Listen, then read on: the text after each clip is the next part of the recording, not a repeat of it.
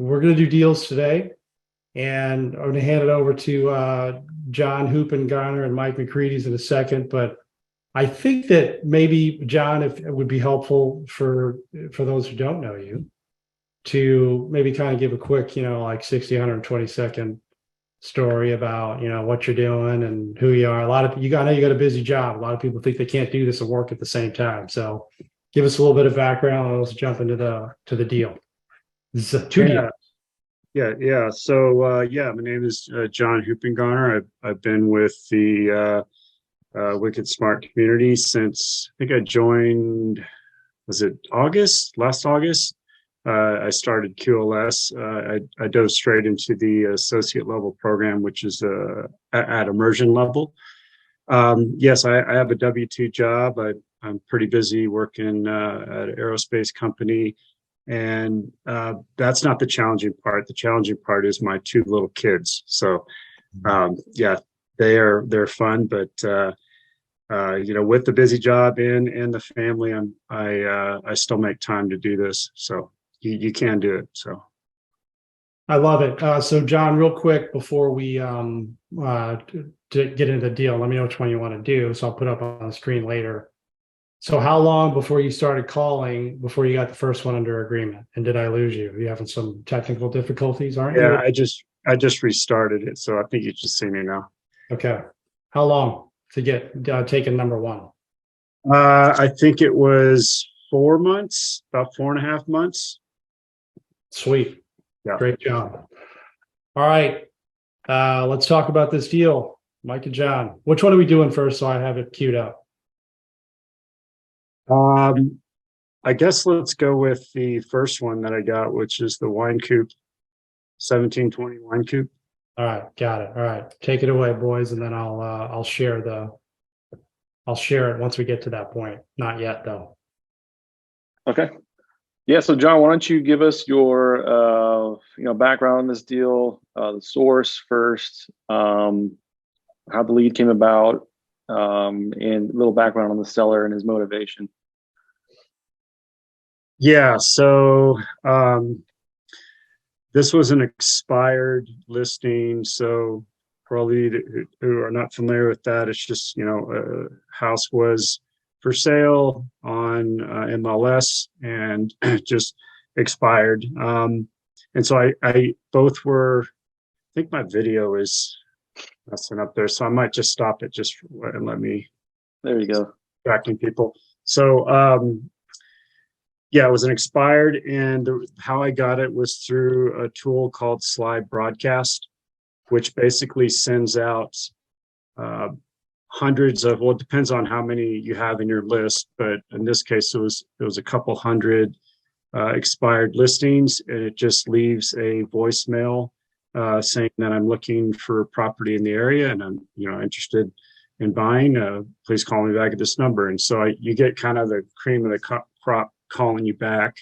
So really it was almost like doing a follow-up call than a cold call. This person, this seller called me back. I contacted them beginning of December, and I got a call within a few days. He is from Ohio.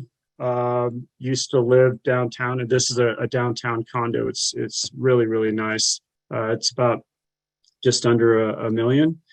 And this is in Denver, right, John? So you're in Denver, the seller's in Ohio.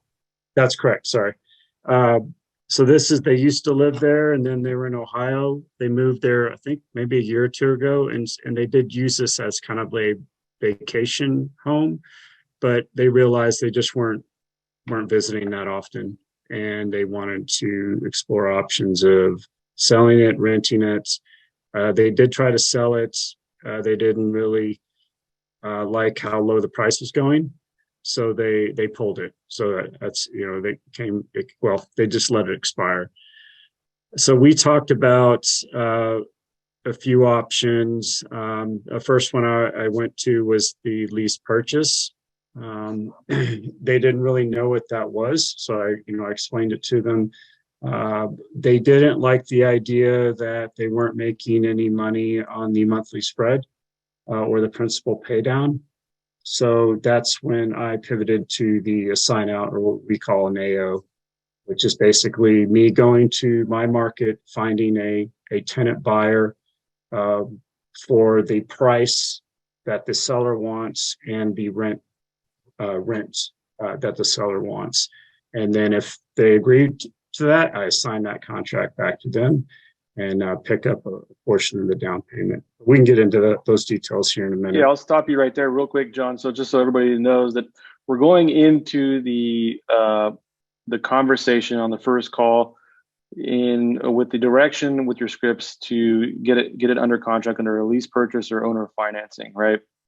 And then once we identify that the situation with the seller isn't best suited for those two options, then we'll present the AO option as a last resort before it's not we deem it a non-fit, right? And in this case, he wanted the monthly cash flow and the payment. Obviously, his debt is very low on the property, so he has a low payment compared to what he can get on the open market for rent. He wants to capture that.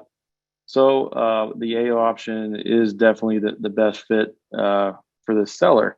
And with the price point of this property, it will still give us a payday one of something real close to what an average lease purchase or owner financing deal would be. Thank you. There's the sheet there. Yeah.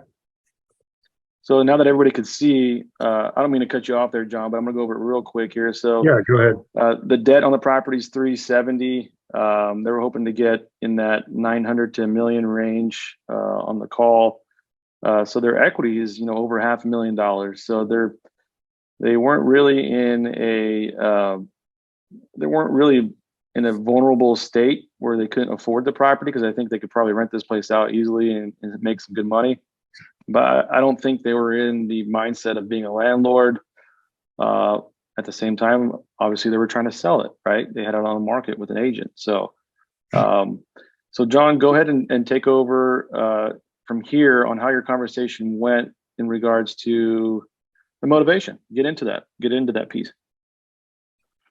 Yeah, so I wouldn't say they were desperate or super motivated, but they did like the idea of capturing that monthly cash flow, the principal pay down, and the no commissions or fees.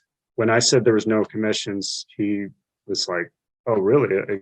Explain more." And I think that's kind of what sold it for him, because he mentioned something about the realtor charging him, a little bit higher commission than his past realtor, and so I think that's kind of what did it for him. And I think he just wanted to try something new, since he wasn't getting it, sold on the conventional market.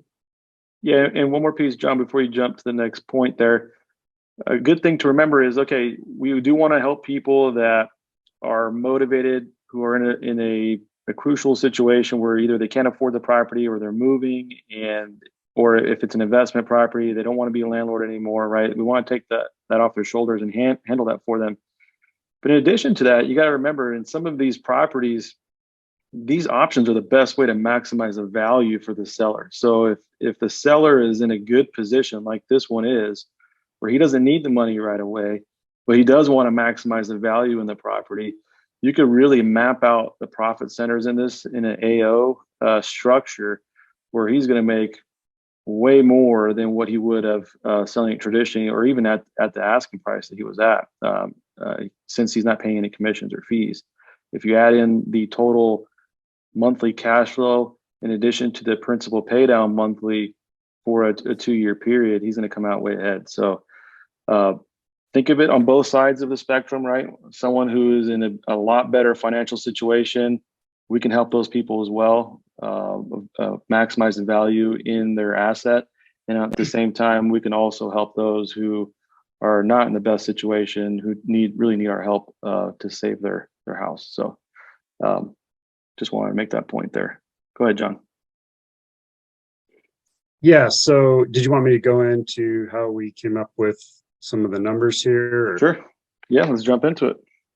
Yeah, so the seller had said he wanted to sell for, let's see, I think it was 923. Obviously, whenever we are working with the seller trying to come up with an offer, we go do our analysis, right? Go looking at comps and just to see if that is in the ballpark. Because if they're wanting too much, then we make our money by marking up the property. So if they're wanting too much and we put our markup on, then it might just be astronomical how the price of the property. So 923 seemed about right. And then, Mike helped me with, what we should bring it to the market for. And so we decided, that's roughly 10%, maybe a little bit more. The 999.9. Yeah. And then, so we got you have the seller purchase price, which is the 923. And then what we're going to sell it for, which was 999.9.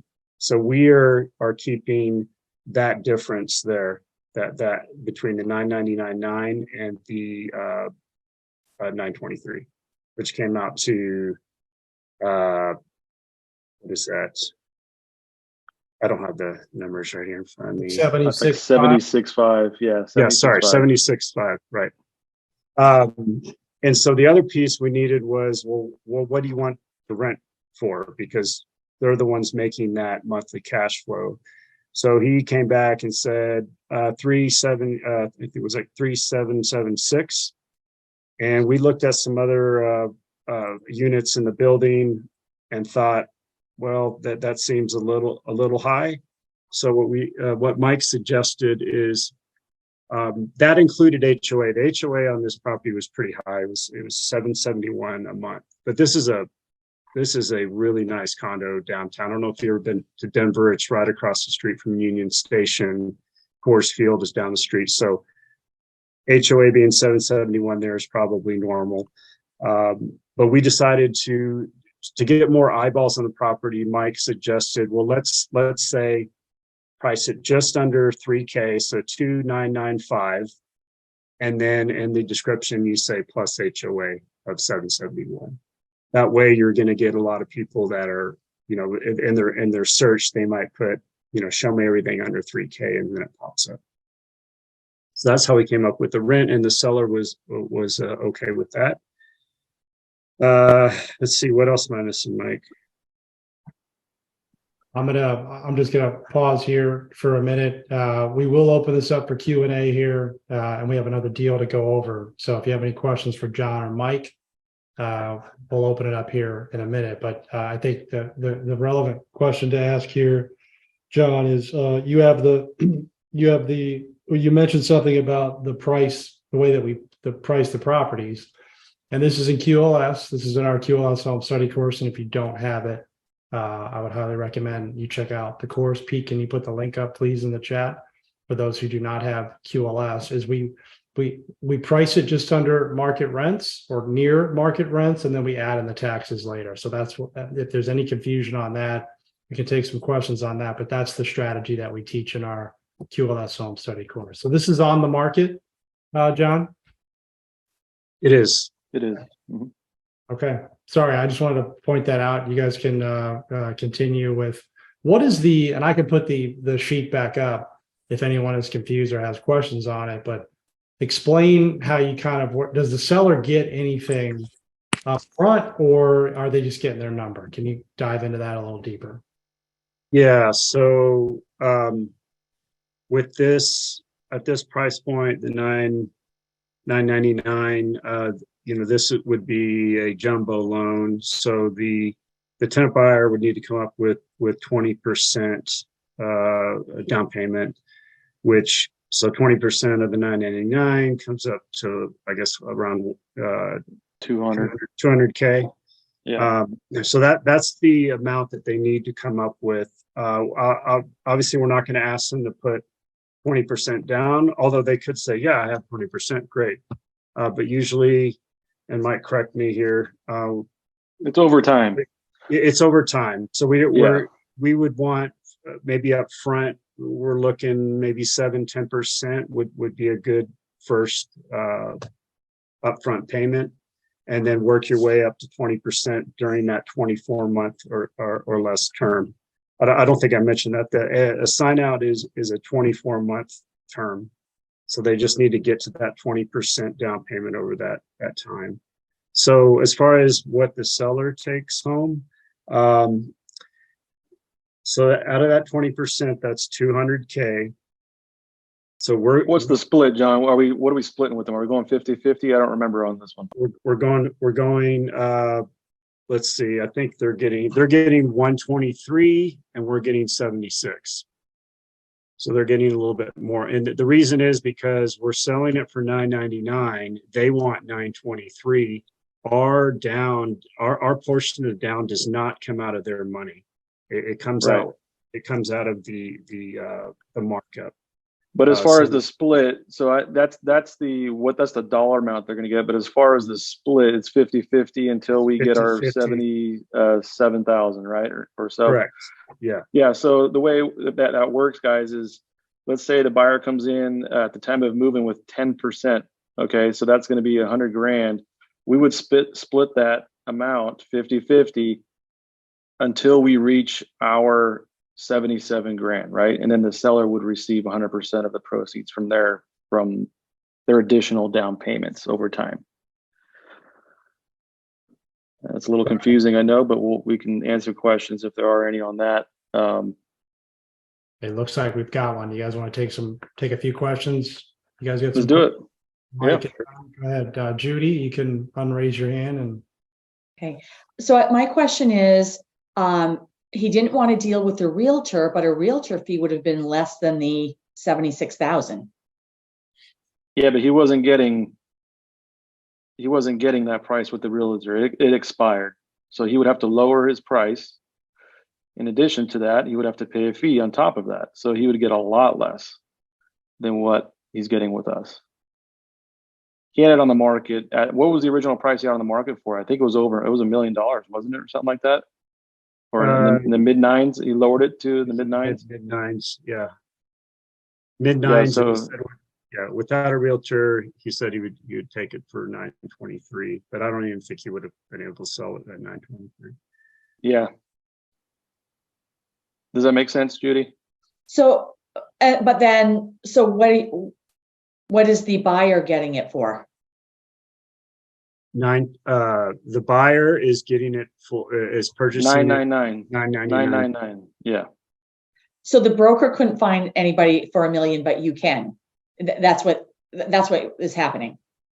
I'm just trying because we're offering it on terms, Judy. So it's not a traditional sale. So we're giving somebody the opportunity to get into the property in a non-traditional way.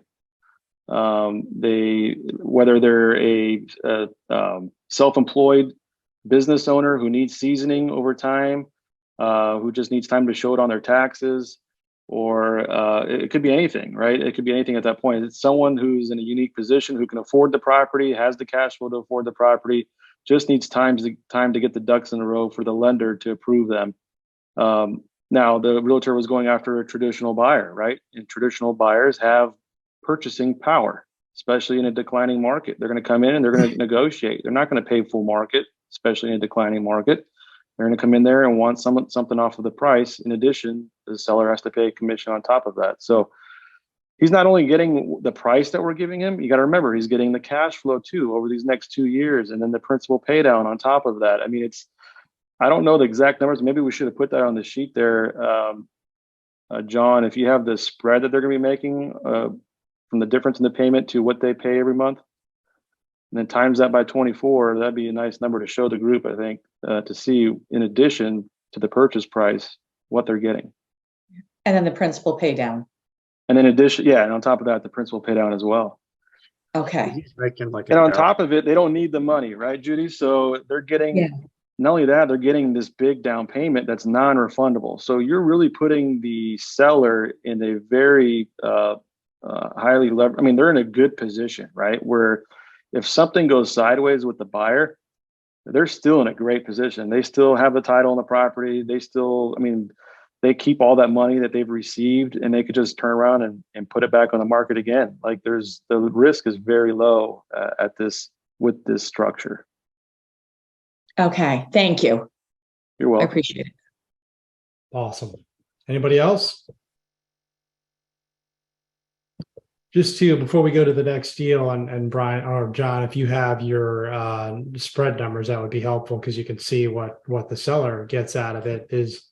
I just want everyone to understand that on the buyer side, you're dealing with people who want to buy a home, they don't want to rent, they can't do it right now, so they are locking in their price now for a date out in the future. And if the house is worth 1.2 in 2 years, they get to keep that.